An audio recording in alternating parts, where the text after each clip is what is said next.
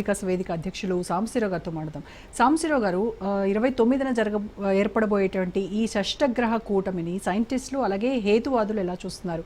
అంటే ఇప్పటివరకు కొంతమంది సైంటిస్టులతో మాట్లాడినప్పుడు వాళ్ళు ఇది ఆకాశంలో జరిగేటువంటి ఒక వింత, ఒక అద్భుతము, ఇది ఖచ్చితంగా అందరూ చూసి తీరాల్సిందే, ఇవన్నీ కూడా న్యాచురల్గా జరిగేటువంటి ప్రాసెస్, ఇది ఖగోళంలో ఒక అద్భుతం జరగబోతోంది అని మీరందరూ చెప్తూ ఉన్నటువంటి పరిస్థితి. బట్ ఇక్కడ చూస్తే ఈ గ్రహాలు 6 గ్రహాలు ఏవైతే ఉన్నాయో అవన్నీ ఒకటే కక్షలోకి రావడం వల్ల ఆ గ్రహాల ప్రభావం ఏదైతే ఉందో అది ఖచ్చితంగా మానవులపై పడుతుంది అనేది జ్యోతిష్యులు చెప్తున్నటువంటి మాట. జ్యోతిష్యులు చెప్తున్నారు, రకరకాలుగా చెప్తున్నారు. ఒక జ్యోతిష్యుడు చెప్పినట్టు ఇంకొకరు చెప్పట్లేదు. ఇంతకు ముందే మాట్లాడిన మన శంకర్ మంచి శివ గారు రవిని కూడా అశుభ గ్రహంగా ఆయన చెప్పారు, వీరేమో శుభగ్రహంగా చెప్పారు. కాబట్టి గ్రహాల గురించి, గ్రహ స్థానాల గురించి, గ్రహ గమనాల గురించి ఒకరు చెప్పినట్టుగా ఇంకొకరు చెప్పరు. ఎందుకంటే ఎవరి జ్యోతిష్యం వాళ్ళకు ఉంటుంది, ఎవరి శాస్త్రం వాళ్ళకు ఉంటుంది. జ్యోతిష్యానికి కానీ ఆ అభిప్రాయాలన్నీ కూడా ఖగోళ శాస్త్రంలో జరిగేటువంటి మార్పుల పైన కదా ఆధారపడి ఉండాలి. అదేనండి, నేను అదే చెప్పబోతున్నాను. జ్యోతిష్యానికి ఒక ప్రామాణిక గ్రంథం ఏది చెప్పమని మేము చాలాసార్లు అడిగాం, ఎవరు దానికి చెప్పలేదు. ఒక్కొక్కరు ఒక్కొక్కటి చెప్తున్నారు. సరే, అందువల్ల ఏంటంటే ఎవరి లెక్కలు వాళ్ళకు ఉన్నాయి.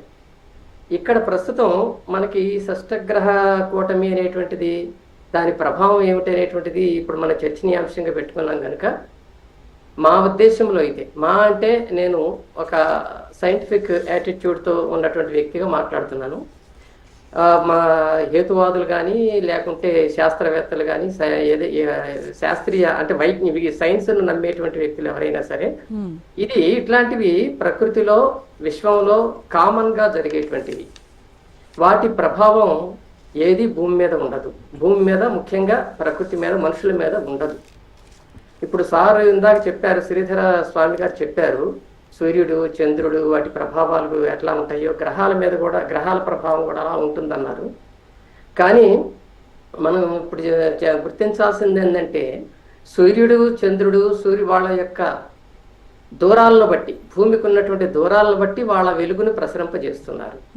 ముఖ్యంగా సూర్యుడు అనేటువంటి వాడు ఒక తేజస్వరూపం కాబట్టి ఆయనకున్నంత అక్కడ నిరంతరం జ్వలించేటువంటి అగ్ని జ్వాలల కారణంగా ఆ వేడి భూమిని తాకుతోంది.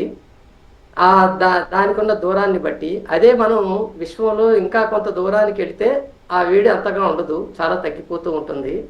ఉదాహరణకి నెప్ట్యూన్ గ్రహాలు ఏవైతే ఉన్నాయో అక్కడ ఇంత వేడి ఉండదు వెళ్తే. అట్లాగే మార్స్ దగ్గరికి వెళ్ళారు, మార్స్ దగ్గరికి వెళ్తే ఇంత వేడి ఉండదు. వాటికి చంద్రుడు దగ్గరగా ఉన్నాడు, మనకి ఒక 2.5 లక్షల కిలోమీటర్ల దూరంలో ఉన్నాడు. అందువల్లనే మాటి మాటికి వెళ్ళి రాగలుగుతున్నాం మనం అక్కడికి.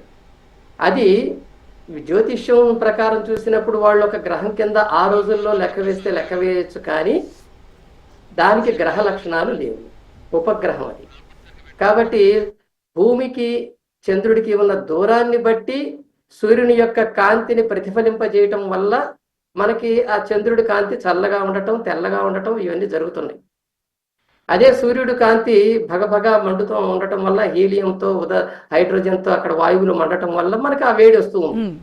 ఈ చంద్రుడి మీద ఆ వేడి లేదు, ఎందుకంటే అది మండేది కాదు, స్వయం ప్రకాశకం కాదు. అది సూర్యుడు స్వయం ప్రకాశకం అయినట్టుగా ఇది కాదు. ఎందుకంటే స్వయం ప్రకాశకాలు నక్షత్రాలు మాత్రమే ఈ విశ్వంలో. మిగిలినవేవి స్వయంగా ప్రకాశించే శక్తి కలిగినవి కావు.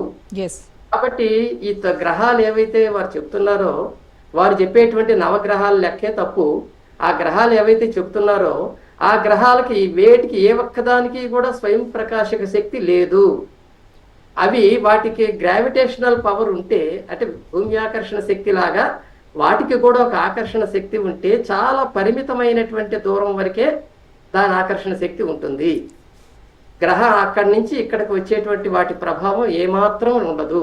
కనీసం రేడియేషన్ లాంటి పవర్ కూడా వాటికి ఉండదు. ఇలాంటివి ఒక 2-3 కంటే ఎక్కువ గ్రహాలు కనుక ఒకటే అలైన్మెంట్ లోకి వస్తే దాన్ని స్టెలియం అంటారు అని మనం సైన్స్ లో చదువుకున్నాం. కాదు, ఇక్కడ అలైన్మెంట్ కాదండి. వారు ఏమంటున్నారంటే మీన రాశిలోకి ప్రవేశిస్తున్నాయి. మీన రాశిలోకి ప్రవేశించటం అంటే మీన రాశి అనేటువంటి ఒకటి ఆకాశంలో వాళ్ళు గుర్తించారు. నిజానికి ఆకాశంలో మనకు కనిపించేటువంటి నక్షత్ర రాశులు ఏవైతే ఉన్నాయో మనం అక్కడికి వెళితే అలా ఉండవని.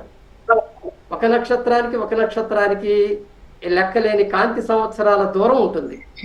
మనకు దూరంగా ఉన్నాం కాబట్టి దగ్గరగా ఒక దగ్గర ఉన్నట్టు కనిపిస్తుంది.